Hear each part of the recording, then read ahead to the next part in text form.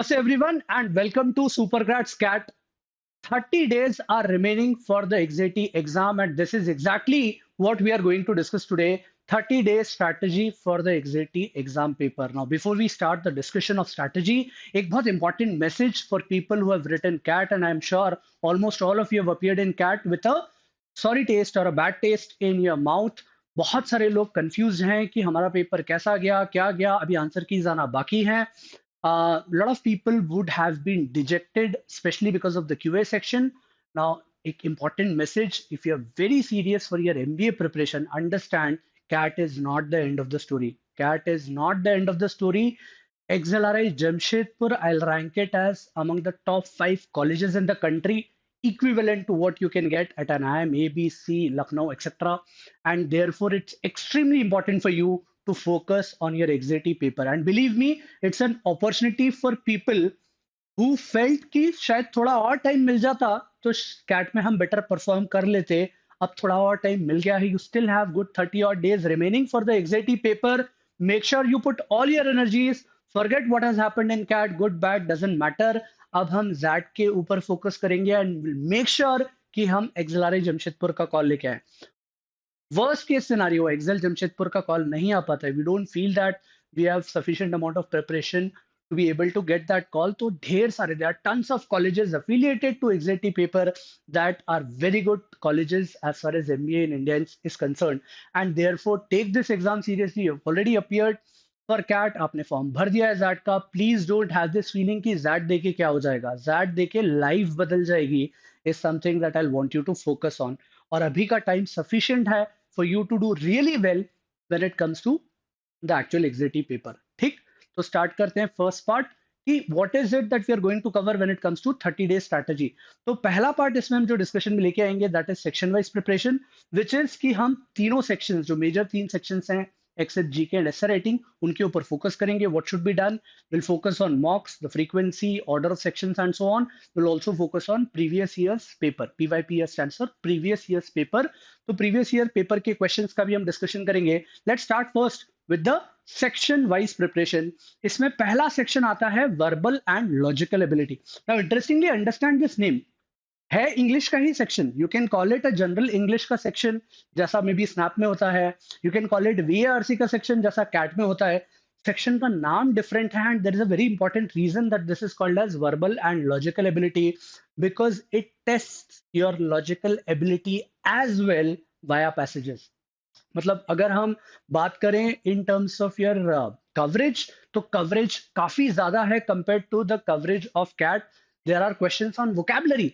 तो वोकैब के क्वेश्चंस एक पैराग्राफ या फिल इन द ब्लैंक्स के फॉर्म में आ सकते हैं कि which are the set of words that are suitable in the given blanks. तो गिवन ब्लैंक्स में सुटेबल वर्ड्स सिर्फ मीनिंग पता होना सफिशिएंट नहीं है, कॉन्टेक्स्ट बेस्ड यूसेज भी पता होना पड़ेगा बिकॉज ऑप्शंस बहुत क्लोज आएंगे. You will have to understand the difference between two very similar meaning वाले words in terms of appropriate usages. तो अगर आपने वोकैबुलरी की प्रिपरेशन बहुत अच्छे से करी है, now is a good time to fetch the rewards for that. बहुत बार स्टूडेंट्स ये फील करते हैं कि हमने वोकैब बहुत पढ़ी बिकॉज आरसी में हेल्प मिलेगी बट उसका कोई बहुत ज्यादा डायरेक्ट यूज समझ में नहीं आया. कैट में भी एक हाथ पैसेज में पॉलीमैथ टाइप के डिफिकल्ट वर्ड्स आ गए बट इसके अलावा there were no questions directly on vocabulary. तो स्टूडेंट्स टेंड टू फील कि वोकैब की प्रिपरेशन वेस्ट हो गई. दैट इज वन एग्जाम जहां पे आपको डायरेक्ट रिवॉर्ड दिखेगा वोकैबुलरी बेस्ड क्वेश्चंस के फॉर्म में. So please make sure that you start your revision for vocabulary and learning new words as well if possible every day from now onwards when it comes to that paper. Vocabulary पे focus रखें. तो बहुत कम time में questions होने वाले, at least 2 question तो आ ही जाते हैं हर साल. तो उनमें आपको टाइम बहुत कम लगेगा अगर आपका vocabulary के ऊपर कमांड बहुत अच्छा है. Now when it comes to RCs go to completely another level. मतलब वो out of this planet वाले RCs कई बार आ जाते हैं including poem based RCs. Now think of it this वे, अगर आपको पहले से पता ही ना हो कि आरसी की जगह पोएम आ सकती है तो you will feel surprise and हो सकता है कि आप बहुत अच्छे से अटेम्प्ट ना कर पाओ. But imagine now you know, आपको पहले से पता है कि आरसी की जगह एक पोएम आ जाएगी और पोएम की अंडरस्टैंडिंग की का प्रोसेस एक अलग है. You need to have a different thought process while understanding poem. It is typically beyond the lines. It is typically beyond the literal meaning. Literal meaning जो दिया है उससे अलग ही सोचना, ये अगर clarity आ जाए तो then you will be able to appreciate what a poem based RC would be and how to tackle questions on that. तो preparation कर ले is what I'm saying. Previous year's paper material जो आपके पास available है, make sure that you solve poem based RCs, get those questions right ताकि exam में अगर poem based RC आ जाए तो दिक्कत ना हो.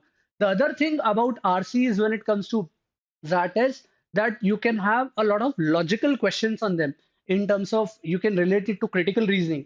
Which of the following cannot be concluded? There could be questions on double negatives, triple negatives, जैसा आप कैट भी थ्रो कर रहा है अपने पेपर में. So that का RC का section is considered to be slightly more difficult than what appears in CAT, especially from the point of view of content of reading comprehension and the closeness of options. So make sure that you are practicing that when it comes to your preparation. Next part is grammar. Now, in general, uh, as far as my experience goes, a lot of people feel that they haven't either prepared for grammar और अगर grammar की preparation कर भी ली है तो surety नहीं आती कि सेंटेंस करेक्शन जब आएगा तो हम करेक्टली ढूंढ पाएंगे. It doesn't matter.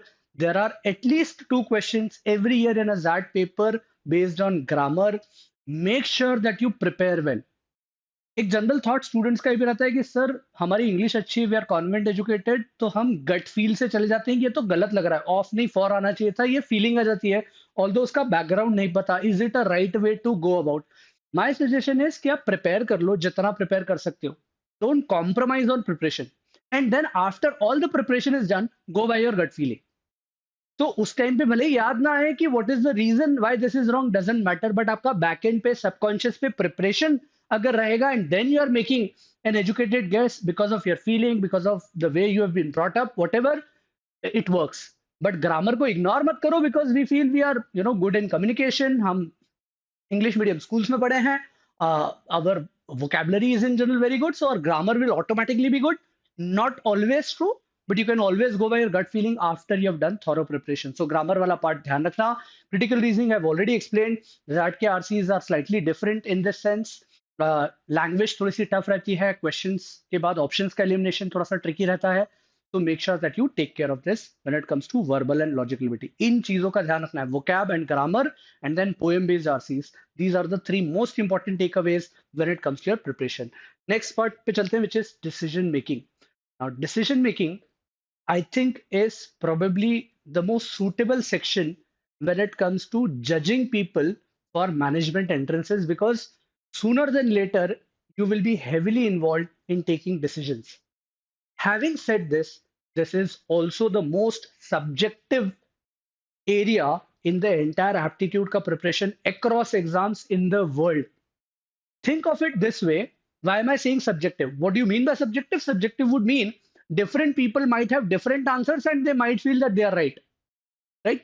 So, for example, if I now throw you a decision making ka question, think for 30 seconds and give an answer on your own for this. कि jet में अब 30 दिन बचे हैं, कितने मॉक्स अटेम्प्ट करने चाहिए? I am giving you options 3, 5, 7, none. 3, 5, 7, none. Now you'll feel 30 second है आपके पास, जैट के लिए कितने मॉक्स अटेम्प्ट करेंगे आपका क्वेश्चन है, आपको डिसीजन लेना है. Some people might say, sir, for me it is 7. For somebody else it is 5. For somebody else it might be none. Somebody might attempt 20 marks, whatever. I don't know. But ये वाला part will give you a taste कि decision making section subjective क्यों है. You will feel कि मुझे तो यही लग रहा है ये डिसीजन होना चाहिए था, मेरे हिसाब से तो 7 मार्क्स देने चाहिए, मेरे हिसाब से तो प्रॉफिटेबिलिटी बढ़ाने के लिए बिजनेस सिनेरियो में हमें अपना प्रोडक्शन बढ़ा देना चाहिए, ऑल्दो कॉस्ट भी बढ़ रही है, doesn't matter. Then how do you tackle this section? Very soon we are going to come up with a very fundamental based session on how to tackle decision making section के questions. Basic guidelines, basic you can say pointers जिनके through हम analyse कर पाएंगे कि jet में किसी question decision making के question का करेक्ट आंसर क्यों है. You need to have that background knowledge to be able to attempt questions. For example, it is advisable. In fact, you will always prefer an option which is ethical. You'll always prefer an option which is legal. You will always prefer an option which is within the context of the given data. ये सारी कुछ basic guidelines हुई, इनका detailed understanding via practice of questions we are going to come up soon, so that you don't always feel कि sir मुझे तो B लग रहा है, अगर रियल लाइफ में भी ऐसा होता तो मैं तो बी करता, बट जैट वालों ने आंसर सी दिया है. I don't agree. Understand that real life में आप क्या करोगे वो आपका कॉल है. अभी they are trying to check which is the most appropriate order of things to be done, which is the most appropriate answer that you're expected to give. So they are looking for the most appropriate. You are looking with regards to what you would do. दोनों में एक बहुत बड़ा gap है. Your thought process should be aligned कि वो क्या पूछ रहे हैं, उनका क्या करेक्ट आंसर होना चाहिए. तो this is what decision making section is all about. तो इसके लिए सोर्स ऑफ प्रेप, सबसे अच्छा source of preparation is your previous years paper. इनसे अच्छा सोर्स मिलेगा नहीं. Make sure that you practice as many sets from previous year's questions. Then, once you've understood guidelines, the chances of you getting right will be higher. If I just give you perspective, last year 85 percentile लाने के लिए you had to score 50% marks. 85 percentile लाने के लिए 50% marks लाने, तो attempts आपके उससे ज्यादा ही होंगे. अच्छा, that decision making में you will realize attempting more questions is never a challenge because passage easy है, paragraph easy है, क्वेश्चंस का स्टेम भी इजी है, ऑप्शंस ट्रिकी है थोड़े से, but you will never feel कि कुछ समझ में नहीं आ रहा. यू विल ऑलवेज फील कि हाँ मेरे हिसाब से तो B is the right decision to be taken. तो ट्रिकी सेक्शन है, attempts will never be a problem, but accuracy has to be very high because understand 50% marks लाना इज नॉट इजी. और वो 85 परसेंटाइल के लिए कट ऑफ है. So if you are targeting let's say 95 और 99, you need to score much higher. Then if we go ahead with regards to the next part, there is generally one math or logic based set which is very different from CAT के typical LR वाला set नहीं आएगा, but कुछ amount of mathematics use होगी, कुछ amount of logical reasoning use होगी to crack one set. My recommendation will be practice such sets from previous year's questions and develop this confidence कि अगर ZAT में ऐसा कुछ set आ गया तो आप उस सेट को पिक करोगे बिकॉज इसमें सब्जेक्टिविटी कम है. अगर आपका आंसर सही है, मतलब आपका आंसर आ गया है, तो वो सही ही होगा. उसमें डिबेट नहीं है कि ये भी तो कर सकते थे given this context. Answer is 3, option 3 mark करा, आगे बढ़ गए. इस तरह का सेट आएगा. Make sure that you pick that set. ठीक. तो last part, as much practice as possible. Understand कि डिसीजन मेकिंग सेक्शन आपने नॉर्मली कैट की प्रिपरेशन में प्रैक्टिस नहीं करा है. तो अभी रिमेनिंग 30 डेज में हम जितना ज्यादा टाइम स्पेंड करेंगे डिसीजन मेकिंग सेक्शन पे, उतना बेटर है हमारे लिए, so that we achieve the same level of comfort that we have with some other sections like English and QA. तो प्रैक्टिस आउट ऑफ द 3, मेरा रिकमेंडेशन ये है कि सबसे ज्यादा आपको डिसीजन मेकिंग की करनी चाहिए, so that you get into that groove of having that thought process to attempt in the right manner. बढ़ते हैं आगे towards the next section which is QA and DI. अब क्यूए एंड डीआई का level of difficulty अगर हम बोले तो it is slightly more difficult than CAT. CAT से एक लेवल ऊपर ही बोल सकते हो क्यूए और डीआई का लेवल. तो अब ऑलरेडी कैट डिफिकल्ट था, अब उससे भी क्या ज्यादा डिफिकल्ट एक्सपेक्ट कर रहे हैं? जनरली हाँ, but then the number of questions that you are expected to pick and get them right to get a decent cut off is lower in number. तो ज्यादा परेशान नहीं होना है लेवल ऑफ डिफिकल्टी से. Pick the easier ones, get them right and move on. Level of difficulty high ही रहेगा. 2 areas मैं रेकमेंड कर रहा हूं जो जैट के लिए स्पेशली इंपॉर्टेंट है, which are different from CAT. One is statistics. Except 1 year, हर साल स्टैटिस्टिक्स को लेकर मिनिमम 1 मैक्सिमम 2 क्वेश्चन तो आए ही हैं. Mean median mode in concepts को लेकर इस बार तो कैट में भी डीआई का एक सेट आ गया था, एलआर का सेट आया था, बट जैट के लिए statistics is important. Second is data sufficiency. You will always find a data sufficiency based question in XAT paper. तब ये थॉट नहीं रखना है कि डीएस के क्वेश्चन मुझसे गलत हो जाते हैं.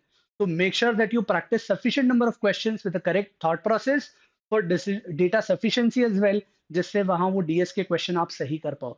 Remaining topics, some questions on geometry which are slightly tougher, some questions on functions and graphs, questions on progressions, questions on arithmetic like time work, time speed distance, profit loss are always there.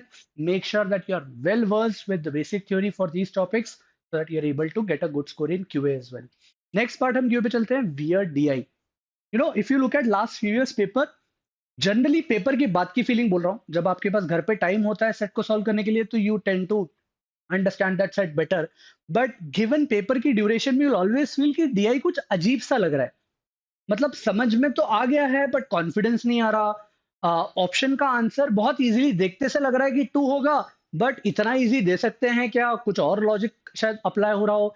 Sometimes the graph is not very clear. You will feel all this when you attempt DI के sets when it comes to previous year that paper. एक आध set ऐसा आ सकता है जो weird लगे, जो समझ में कम आए, लग रहा है कि बहुत ही इजी है पर यही पूछ रहे हैं क्या, यही क्लियर नहीं है. Make sure that you get comfortable. Let it be. जैसा वियर्ड है होने दो, हमें करेक्ट आंसर भी लग रहा है, will go with the correct answer that we feel is right, and you will find कि वो सही हो रहा है। तो आप जब प्रीवियस ईयर्स पेपर सॉल्व करोगे, take care of this. Generally easy सा सेट आता है डीआई का, बट वो वियर्ड लगता है, इसलिए बहुत सारे लोग छोड़ देते हैं कि देखते से समझ में नहीं आया कि ग्राफ को पढ़ना कैसे, समझना कैसे। Just spend some time and you will be comfortable with that. So this is about Q and DLR. Next part पे चलते हैं, विच इज मॉक्स। कितने मॉक्स दें? Again to each his own, context अभी एस्टैब्लिश नहीं है। जिसका जितना पॉसिबिलिटी है to be able to justify the analysis of mocks, उतने मॉक्स दे दो। I think at least one mock per week if required more. Why am I saying more mocks? That के लिए और क्यों mocks दें? Because time duration is 175 minutes. Understand this part कि 175 minute है। CAT की कंपैरिजन में 55 more minutes with flexibility to switch across sections. Now you will realize कि वो 175 मिनट बहुत ज्यादा लग रहे हैं। आप मॉक दे के देखो, believe me, you'll feel tired. CAT के 2 घंटे के पेपर में ही थक जाते हैं, तो 175 मिनट में तो you'll feel exhausted once your mock ends. और एक्चुअल दैट में ये थकान और ज्यादा होगी because of the extra pressure of the real exam. तो मॉक्स में मेरा सजेशन ये है कि start sitting for 175 minutes without a break. Believe me, बहुत सारे लोगों को कम से कम एक वॉशरूम ब्रेक तो लग ही जाएगा 175 मिनट एट अ स्ट्रेच बैठने में।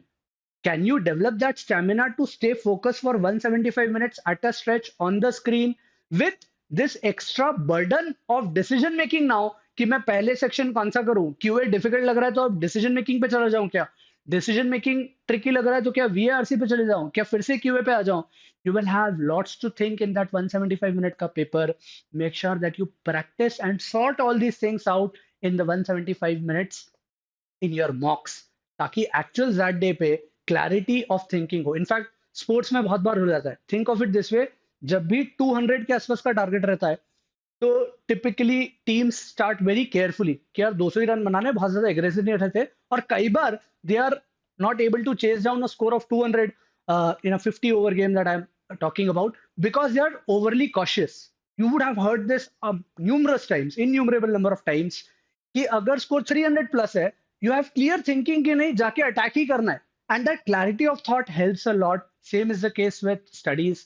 आपका क्लैरिटी ऑफ थॉट रहेगा कि आपको करना क्या है, 175 मिनट में मुझे पता है क्या करना है, तो then you will have better chance of getting a higher percentile. So the clarity of thought will come by practicing and experimenting in mocks. That में experiment मत करना। The last part is order of sections. इसके ऊपर maybe few days just before that we can take a call once you've appeared in mock. Again there can be no general thought. अगर कोई आपको बोल देता है कि पहले VRC करो, फिर मैथ्स करो, फिर डिसीजन मेकिंग लास्ट में करना, अंडरस्टैंड कि कोई और आपके लिए आपका ऑर्डर ऑफ सेक्शंस नहीं बता सकता। अगर कोई ऐसा कर रहा है then he is fooling you. I am not going to share कि आप अपना पहला सेक्शन क्या रखोगे। Decide this while you are appearing for mocks कि आपका स्ट्रॉन्ग सेक्शन कौन सा है, what works for you. Putting the most tricky और difficult section in the middle, does it work for you, और putting it at the start works for you? Decide on this. I'll share what I do.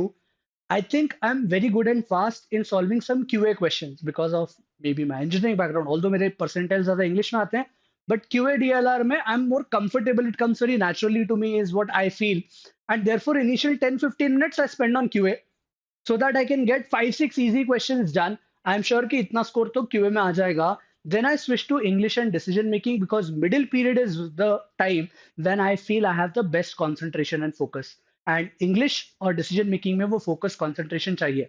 Maths में थोड़ा सा lazy हो, lethargic हो, sleepy हो, तो भी आंसर आएगा, आंसर मार्क कर देंगे, जनरली सही होगा। बट इंग्लिश और डिसीजन मेकिंग में you can not be lethargic and lazy, you have to be very particular, aware, focused with regards to what you are doing in the paper. So this is what I follow, just a warm up with QA for the first few minutes, switching to VRC and decision making section in the middle, and then coming back to QA and DI later in the paper, and you'll be able to attempt a lot of questions. But as I said, this is what I do, may not work for you. Decide what works for you by experimenting in mocks and having that clarity of thought in the paper. अच्छा, बहुत ज्यादा switch मत करना कि आपने English start करा, फिर कुछ क्वेश्चन मैथ के कर लिए, फिर डिसीजन मेकिंग पे आ गए, फिर इंग्लिश पे चले गए, फिर डिसीजन मेकिंग पे आ गए, फिर क्यूए पे चले गए। Don't have too many hops. It will consume a lot of time, it will reduce your focus, and generally not advisable. Generally क्या मैं तो बोल रहा हूँ, मत ही करना ऐसा। बहुत कम स्विच करना, एट बेस्ट 5 और 6 in total through out the 175 minutes, इससे ज्यादा नहीं। आगे बढ़ते हैं। पीवाईपी कितने ईयर्स के, हाउ मेनी, कितने साल के पास पेपर सॉल्व करें, तो answer is as many as possible. 5 साल के तो कर ही लेना, अगर आप 6-7 के कर सकते हो तो डोंट स्टॉप, बिकॉज किसी ने स्ट्रैटेजी सेशन में बता दिया कि 5 साल की पीवाईपी करने रहते हैं, बस 5 साल पे रुक गए, टाइम है तो कुछ नहीं कर रहे, क्योंकि 5 साल के ही करने थे, छठा देखा ही नहीं मैंने। Don't do that, prepare as much as you can. 6 साल, 7 साल, 8 साल, 10 साल की कर सकते हो, by all means do it. This is only going to add value in terms of your ability to identify the easier ones, get them right. क्या mock की तरह दें या प्रैक्टिस करें उस मटेरियल से जो प्रीवियस ईयर्स के पेपर हैं, तो आई सजेस्ट कि आप एटलीस्ट 1 साल का, लास्ट Z23 इस साल जो हुआ, Z23 वाला जो मॉक है उससे एक्चुअल मॉक की तरह दो, get a score, map the correct corresponding percentiles that you feel were required to get a decent college। ये एक मॉक आप दे दो Z23 का, but remaining you can take them as practice और as mocks depending on the kind of material you have with you. Last part, बहुत सारे difficult time consuming questions QA में, कुछ डीआई के सेट्स, कुछ वीआरसी के passages ऐसे होंगे जो बहुत डिफिकल्ट है। Does it make sense for us to solve them later? मतलब मॉक में तो हमने छोड़ दिया था क्योंकि डिफिकल्ट था, कैट में हम जनरली बोलते हैं कि एनालिसिस करें तो इवन डिफिकल्ट सेट्स को फिर से खुद से सॉल्व करना है। Here there is a small change, because अब 30 डेज ही बचे हैं। अगर कोई बहुत ओवरली डिफिकल्ट सेट है, बहुत ओवरली डिफिकल्ट क्वेश्चन है जिसका सोल्यूशन देख के ही आपको लग रहा है कि एक पेज का सोल्यूशन जा रहा है, और जैट में ऐसे क्वेश्चन आए, ट्रिग्नोमेट्री में हाइट्स एंड डिस्टेंसेस में आपको 3D डायग्राम बनाना पड़ रहा है, तो 3 डायमेंशनल डायग्राम के बाद वो आंसर आ रहा है, बहुत लंबा सा सॉल्यूशन है। Skip that part, no need to worry. अगर समझ भी लिया तो वो आप इतने टाइम में बहुत ज्यादा कुछ उसका वैल्यूएशन नहीं देख पाओगे इन द एक्चुअल एग्जाम। तो माय सजेशन इज कि सोल्यूशन देख लें जिससे समझ में आ जाए कि इस तरह के क्वेश्चन के लैंग्वेज में बहुत लंबा सोल्यूशन जाता है, तो डिसीजन मेकिंग में हेल्प करे, क्वेश्चन को छोड़ने के लिए लेटर, बट सॉल्व करके उसका प्रोसेस समझने की जरूरत नहीं है। आगे बढ़ते हैं, last part, and I will take your leave after this. GK और एस्से राइटिंग को please don't take this section casually, इसे आपको कैजुअली नहीं लेना है। I tell you an instance जो एक्चुअल में हुआ है। One very good student was able to clear cutoffs, got a call from Auxiliary Jamshedpur, but in the essay section, this was the first time जब jet ने online essay keyboard की typing से करा, that student was very casual and he felt कि वैसे भी jet में essay तो चेक होता नहीं एक्सेल के कॉल के लिए, he typed something very random, I think if I'm not wrong a movie story, एक कोई मूवी का स्टोरी लिख दिया, जैट का essay टॉपिक बहुत ही अलग था, जिंगोइज्म बेस्ड कुछ था, he had no idea क्या है, he said कि मैं तो essay में मूवी की स्टोरी लिख देता हूँ क्योंकि कुछ समझ में नहीं आ रहा। Don't be that casual. If you feel कि जैट के कॉल, एक्सएलआरआई जमशेदपुर के कॉल के लिए एसए और जीके चेक नहीं होता, तो यू आर मिस्टेकन। कॉल देने के लिए चेक नहीं होता, but when you are in the interview room in front of the professors, they have your XAT score card जिसमें जीके के मार्क्स लिखे हैं, they also have your typed essay जो आपने कीबोर्ड से टाइप करा एग्जाम में 30 मिनट्स में, वो एसे उनके सामने रहता है, and they tend to generally ask 1 or 2 questions from the essay that you have written. Obviously, what was the verdict for the student who was casual, जिसने मूवी की स्टोरी लिख दी थी एसे में? He did not convert because they obviously want more serious aspirants. Understand this part कि ये नहीं करना, even 2 paragraph लिख दिए तो भी सफिशिएंट है। तो इतनी प्रैक्टिस तो डेफिनेटली कर लो कि आप 1 या 2 ऐसे कीबोर्ड पे टाइप करके 30 मिनट्स में अटेम्प्ट कर लो। जीके के लिए थोड़ा सा तो पढ़ लो। You don't want your score to be 10%, 20%, at least 50% score तो आ जाए जीके में, ताकि it can create a favourable impression when it comes to the interview stage. ऐसा ना हो कि जैट का पेपर अच्छा गया, कॉल भी आ गया जमशेदपुर का, बट कन्वर्ट इसलिए नहीं हो रहा है बिकॉज मैंने जीके आते हुए भी कैजुअली अटेम्प्ट करा, मैंने ध्यान ही नहीं दिया बिकॉज कॉल लेने के लिए तो इंपॉर्टेंट नहीं है। Make sure that you attempt GK as well as essay very, very seriously. Practice 1 or 2 essays by typing on the keyboard. In which ways this essay writing is going to be very crucial when it comes to the actual CAT का प्रोसेस। Second stage का essay writing which is writing ability test वैट and PI, तो अगली stage में बाकी के भी स्कूल्स के लिए भी काम आना ही है। There is no harm in practicing few essays right now. I think that's it from my side. I hope you follow these steps and get a fabulous percentile in that. I'll take your leave. Ciao.